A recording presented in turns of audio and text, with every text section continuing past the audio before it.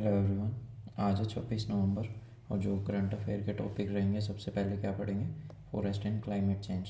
उसके बाद में जो परफॉर्मेंस इंडेक्स रिलीज़ हुआ है 2023 का क्लाइमेट चेंज के रिगार्डिंग, उसके बारे में देखेंगे। साथ ही साथ ओलिव रिडले सी टर्टल्स और लचित बोरफुकन, ये एक तरह से आपका हिस्ट्री का भी रिवीजन हो जाएगा इसमें। तो चलो स्टार्ट करते हैं। Forest and climate change. Recently जो ministry of environment, forest and climate change है, इन्होंने इन्वायरमेंटल क्लियरेंस दे दिया एक 72,000 का जो डेवलपमेंट प्रोजेक्ट है उसको, ठीक है, जो कि कहाँ पे स्टार्ट किया जाएगा, ग्रेट निकोबार आइलैंड के अंदर। इसको अगले 30 साल के अंदर फेज़ वाइज 3 फेज़ के अंदर, ठीक है, 3 फेज़ के अंदर इसको अगले 30 साल के अंदर कंप्लीट करना है। इसके अंदर प्रपोजल क्या दिया गया है कि भाई एक ग्रीनफील्ड सिटी को प्रपोज किया गया है, ठीक है, जिसके अंदर इंटरनेशनल कंटेनर ट्रांसशिपमेंट टर्मिनल होगा। आपने देखा होगा कि जो निकोबार है, ग्रेट निकोबार है, वो पूरा का पूरा समुद्र के बीच में है, ठीक है।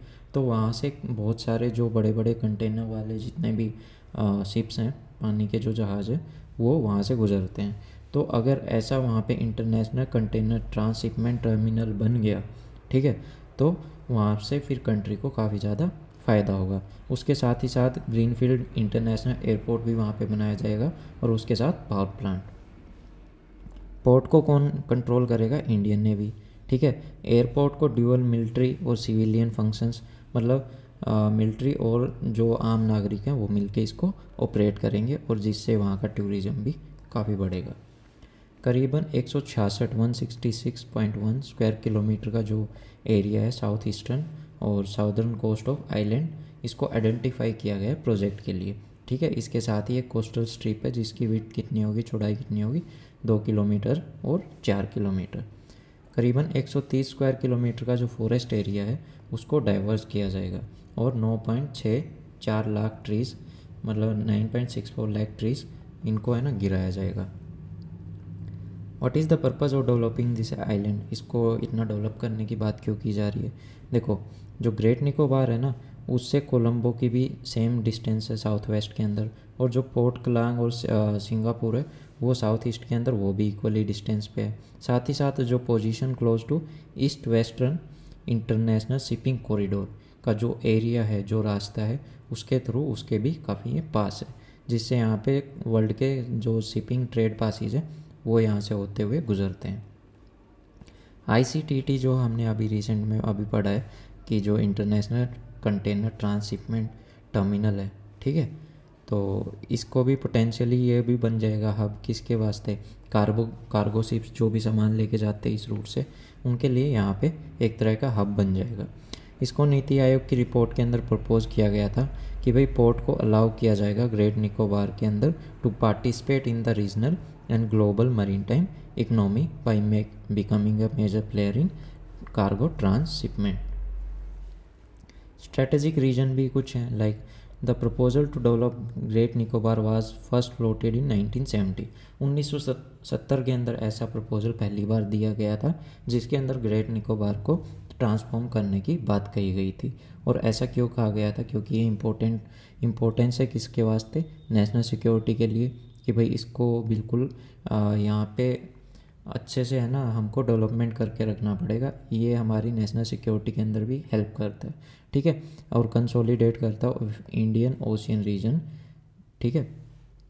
और साथ ही साथ में जो चाइनीज़ असर्शन है, बे ऑफ बंगाल के अंदर इनकी मूवमेंट भी ज़्यादा हो गई थी, और इंडो पैसिफिक जो भी रीजन है उसके अंदर भी ग्रेट अर्जेंसी थी कि इसको लागू किया जाए, इस जो ग्रेट निकोबार है इसके प्रोजेक्ट को स्टार्ट किया जाए। कंसर्न क्या है? पहला कंसर्न तो वही है एनवायरमेंटल, कि भाई जो एनवायरमेंटलिस्ट हैं उनको चिंता हो गई, जितने भी पेड़ पौधे या फिर जितना भी फॉरेस्ट, देखो 130 स्क्वायर किलोमीटर का जो फॉरेस्ट का जो एरिया उसको सेंक्शन किया गया है, साथ ही करीबन 9.5 लाख से ज़्यादा पेड़ पौधे गिराए जाएंगे। और उसके साथ साथ एक और बड़ा रीज़न भी है, देखो फ्लोरा एंड फौना तो का तो नुकसान होना ही है, उनको तो इफेक्ट होएगा ही होएगा, साथ ही साथ जो कोरल रीफ है ना वहाँ पे, उसको भी काफ़ी खासा नुकसान हो सकता है। और ऊपर से जो ये यहाँ का जो मैंग्रोव्स जितना भी फॉरेस्ट एरिया है वो भी नुकसान में आने वाला है। इस कंसर्न को एड्रेस करने के लिए जो भी जूलॉजिकल सर्वे ऑफ इंडिया है वो भी अपनी जो प्रोसेस है ना उसको स्टार्ट कर रखा है कि भाई वहाँ की जो कोरल रीफ है उसको रीलोकेट कैसे किया जाए। इंडिया ने पहले भी ऐसे कोरल रीफ्स को गल्फ ऑफ मन्नार से गल्फ ऑफ कच्छ के अंदर क्या किया है, ट्रांसलोकेट किया है। The conservation of plan for the leather back turtle is also being put in place. जो वहाँ पे क्या है ना लेदर बैक टर्टल्स हैं उनको कैसे कंजर्व करना है उसके ऊपर भी बातें अभी की जा रही है। वैसे तो ये प्रोजेक्ट देखा जाए तो आउटसाइड है कौन से इको सेंसिटिव जोन से, किसके इको सेंसिटिव जोन, कैंपल बे और साथ ही गलेथिया नेशनल पार्क का जो इको सेंसिटिव जोन है ना उससे बाहर रहता है। लेकिन स्टिल जो पेड़ पौधे तो देखो काफ़ी नुकसान होने वाला है तो उनका भी कुछ ना कुछ जुगाड़ ढूंढ के निकालना पड़ेगा।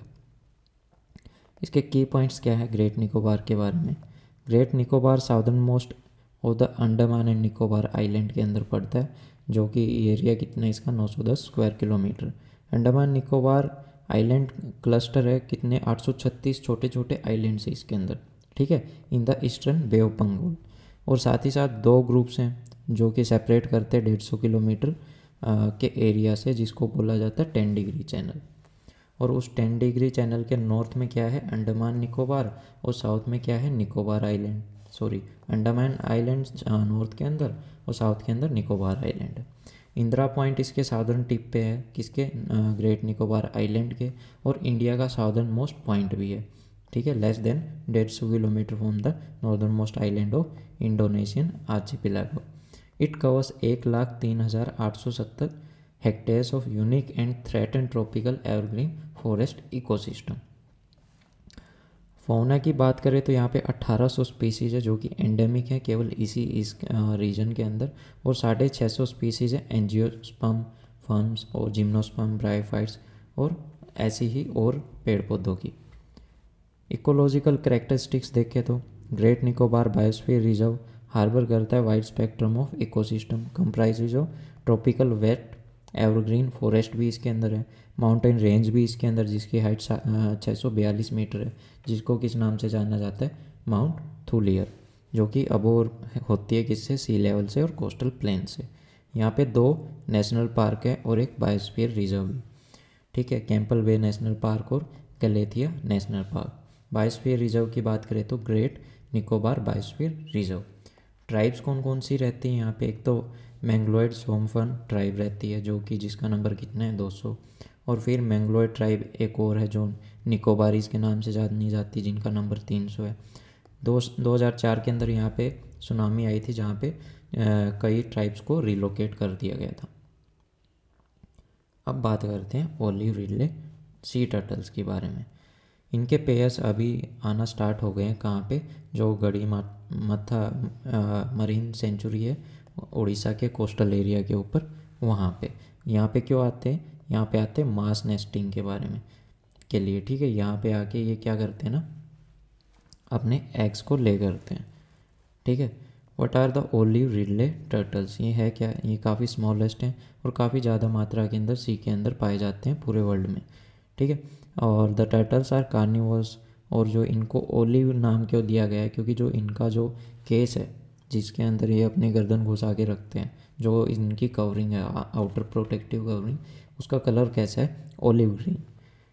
दे are best known for their unique mass nesting, जो देखो सबसे बड़ी मात्रा में जब ये मास नेस्टिंग करते हैं, ठीक है, जहाँ पे ये अपने एग्स को ले करते हैं तो उसको बोला जाता है arribada, where thousands of female come together on the same beach. हर साल उसी बीच पे आके ये एग्स को ले करते हैं, अंडे देते हैं। हैबिटेट की बात करें तो वार्म वाटर के अंदर रहते हैं, पैसिफिक के, अटलांटिक के और इंडियन ओशियन के।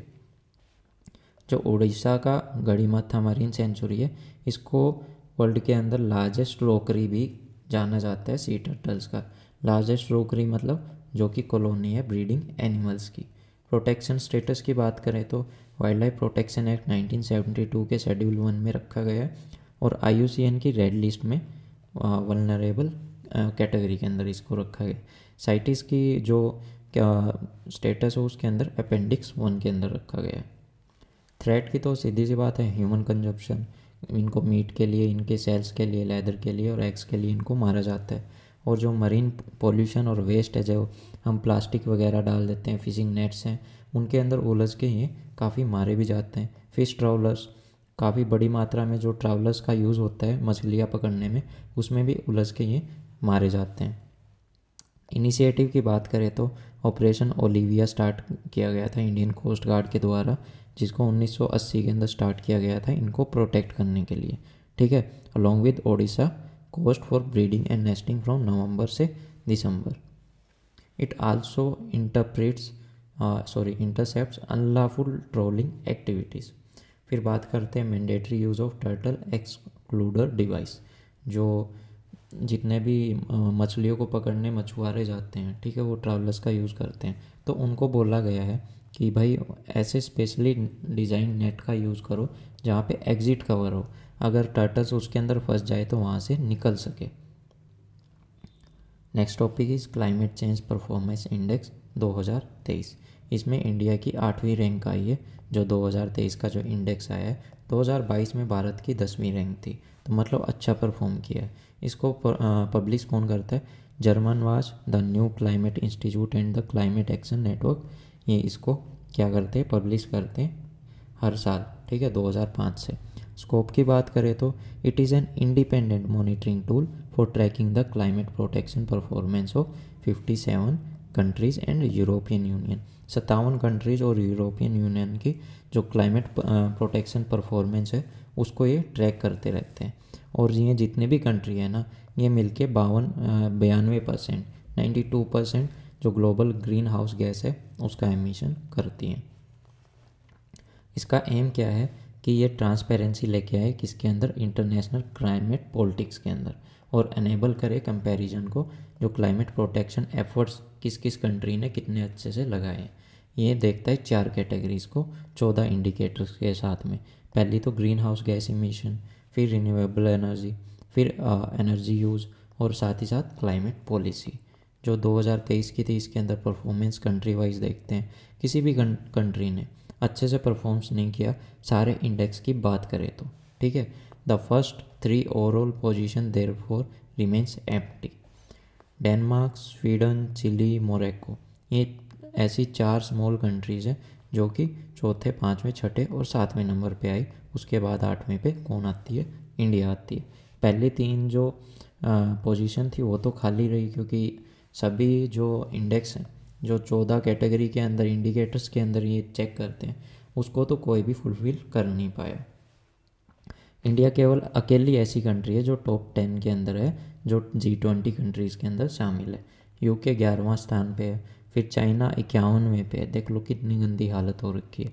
यूएस की बात करें तो 52nd रैंक पे है, और इस्लामिक रिपब्लिक ऑफ ईरान 63 पे है। इंडिया का स्टेटस की बात करें तो India has been ranked among the top 5 countries in the world and the best among the G20 countries. India's ranking is best among all the large economic countries. India ने अच्छी rank कैसे हासिल की? क्योंकि जो ग्रीन हाउस गैस एमिशन है और जो एनर्जी कैटेगरी है उसके अंदर हमने काफ़ी अच्छे से परफॉर्म किया है, क्योंकि हम फ़िलहाल किस पे जोर दे रहे हैं? रिन्यूएबल एनर्जी के ऊपर।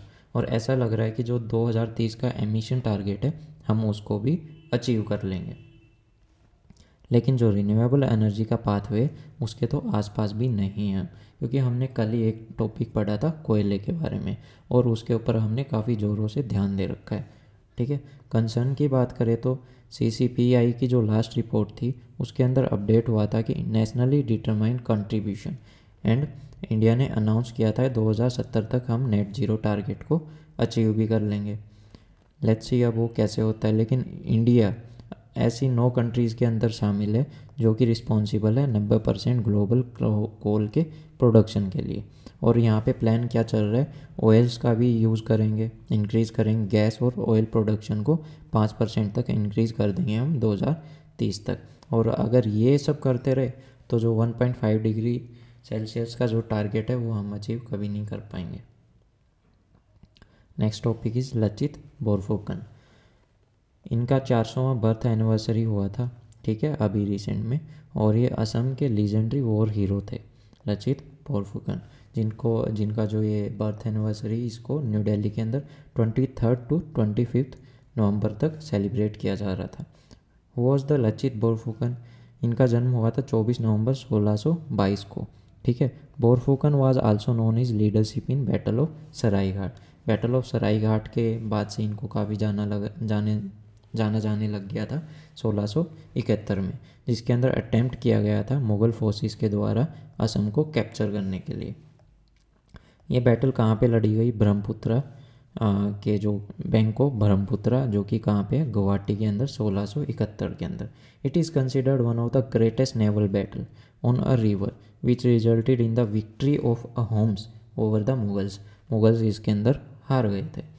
ही was the inspiration behind the strengthening of India's naval forces and revitalising inland water transport and creating infrastructure associated with it due to the great naval strategy. Navy की बात करें तो इनका काफ़ी तेज़ दिमाग था उसके अंदर। ये जो नेवी के अकॉर्डिंग मतलब उसको मद्दे नज़र रखते हुए काफ़ी अच्छी स्ट्रेटजी बनाते थे सामने वाले को हराने में। इनके नाम से गोल्ड मेडल भी अवार्ड किया जाता है जो बेस्ट कैडेट रहता है नेशनल डिफेंस एकेडमी के अंदर, एनडीए के अंदर।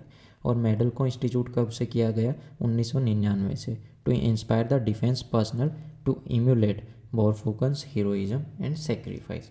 इनकी मृत्यु हुई थी 25 अप्रैल 1672 में। 1671 में लड़ाई हुई थी, उसके अगले ही साल इनकी मृत्यु हो गई थी। What do we know about Ahom kingdom? ये किंगडम कब एस्टेब्लिश हुई थी? 1228 के अंदर, ब्रह्मपुत्र वैली ऑफ असम के अंदर। ठीक है। और 600 साल तक ये चलती रही। The kingdom was founded by Chaolung Sukapha, इनके द्वारा इसको फाउंड किया गया था। 13वीं शताब्दी के रूलर थे ये। अहोम ने रूल किया लैंड पे till the province was annexed by British India in 1826। 1826 में ब्रिटिश इंडिया ने इनके ऊपर कब्जा कर लिया और इनसे एक ट्रीटी साइन करवा ली जिसका क्या नाम था? यंदाबू। Renowned for their bravery, Ahom did not even fall to the might of powerful Mughal empire. उनके हत्थे तो ये कभी लगे ही नहीं, मतलब मुगल्स इनको कभी नहीं हरा पाए। पॉलिटिकल सेटअप की बात करें तो Ahom created a new state by suppressing the older political system. जो पहले लैंडलॉर्ड्स थे ना, उनको इन्होंने पछाड़ दिया था। ठीक है। उसके बाद जो अहोम किंगडम सेटअप हुई थी, और पहले ये जो इनकी किंगडम थी फोर्स लेबर के ऊपर डिपेंड रहती थी, जिनको क्या बोला जाता था? पाइकास। सोसाइटी की बात करें तो इनको क्लैन्स या फिर खेल्स के अंदर डिवाइड किया गया है, और एक जो क्लैन है उसको कंट्रोल करता है सेवरल विलेजेस मिलके। ये खुद के ट्राइबल कोड्स को भी मानते हैं और साथ ही हिंदू रिलीजन को भी एक्सेप्ट करते हैं, और उसके साथ असमीज लैंग्वेज इनकी कॉमन लैंग्वेज है। Ahom kingdom did not completely give their traditional belief after adopting Hinduism. Inter marriage यहाँ पे लोकल्स के अंदर काफ़ी इंक्रीज है। ठीक है। और साथ ही आर्ट एंड कल्चर की बात करें तो पोइट स्कॉलर्स यहाँ से भी निकले काफ़ी अच्छे अच्छे। इंपॉर्टेंट वर्क की बात करें तो संस्कृत को ट्रांसलेट किया गया था उनके द्वारा लोकल लैंग्वेज के अंदर भी। हिस्टोरिकल वर्क की बात करें तो Buranjis were also written and first in Ahom language and then in Assamese. Military strategy की बात करें तो जो अहोम किंग था वो था सुप्रीम कमांडर, किसका? मिलिट्री का। Ahom king himself led the force, state force in the time of war. जब लड़ाई होती थी तो खुद जो राजा था वो अपनी फोर्स को आगे बढ़ाता था। ठीक है। और Paikas were the main army of the state. दो टाइप के पाइक्स थे, एक तो सर्विंग और एक नॉन सर्विंग। जो नॉन सर्विंग रहते थे वो स्टैंडिंग मिलिशिया थी, मतलब जो क्या कहते हैं, एक तो होता है घुड़सवार वगैरह। ठीक है। तो ये थे standing militia which could be mobilised at a short notice. मतलब अगर ये बिल्कुल रेडी रहते थे, जैसे इनको आदेश मिलता तो ये कूद पड़ते थे मैदान के अंदर। और इनको कौन मोबिलाइज करता था? खेलदार, जो कि एक एक्सपर्ट मिलिट्री ऑर्गेनाइजर होता था। The full contingent of Ahom army consist an infantry. इनके पास इन्फेंट्री थी, नेवी थी, आर्टिलरी थी, एलिफेंट्री थी, कैवलरी थी, और इनके पास स्पाइस भी थे। स्पाइस यानी कि जो छुप के आगे की जो रणनीति है दुश्मन की उसको देखते थे। The main war weapons consist of bows and arrow, swords, javelin, discus, guns, disc. ठीक है। और गन्स, मैच लॉक्स और कैनन्स भी इनके पास थे। तो यहाँ पे देख सकते हो, यहाँ पे काफ़ी इंपॉर्टेंट फोर्ट्स भी थे। चमदारा, सरायघाट, शिमलागढ़, कालियावार, कजली और Pandu. They also learn the technique for the constructing of port bridge, ठीक है, in Brahmaputra. Above all the mutual understanding among the civil and military wing and the unity among the noble always worked as a strong weapon of the arms. ये सब है ना आपस में मिलके काम करते थे, ऐसा नहीं था कि कोई भी आके इनको एक दूसरे के साथ लड़वा दे। तो यही थी इनकी सबसे बड़ी स्ट्रेंथ। तो बताइएगा कैसी रही आज की क्लास। कोई सुझाव सजेशन हो तो कमेंट सेक्शन में आप मेरे को बिल्कुल पूछ सकते हैं और बता सकते हैं। वीडियो अच्छी लगी हो तो लाइक कीजिएगा, चैनल सब्सक्राइब कीजिएगा। और इस क्लास की PDF आपको कहाँ पे मिल जाएगी? मेरे टेलीग्राम पेज के ऊपर। So thank you, have a nice day.